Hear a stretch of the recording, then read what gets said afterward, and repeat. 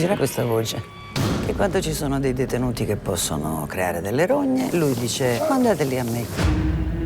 È su questo che ci ha costruito una carriera. Io qui dentro faccio quello che voglio, è chiaro? Che è successo? Hanno ammazzato Nicola. Sono stati quei pezzi di merda, direttore. Io devo sapere delle cose. Quindi le serve una spia? Diciamo che ti conviene. Lei era molto amico del comandante. Amico è dire poco. Non va bene che vieni qui così. Mi mancava Adele. Sei a pezzi, eh? Che dicono di noi ai servizi? Qua dentro c'è un sistema e io devo scoprire come funziona. Questo libro lo fanno i detenuti, no? Sì. Comunicano con l'esterno con quelli.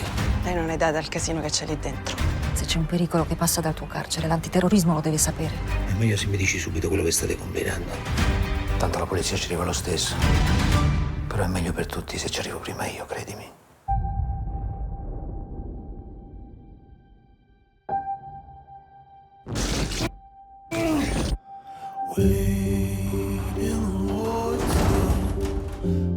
Il nostro è un lavoro difficile. È difficile farlo bene, senza sporcarsi. Il male è contagioso. Siamo soli qui dentro. Se pensano che possono lasciarlo bruciare, non hanno capito con chi hanno a che fare.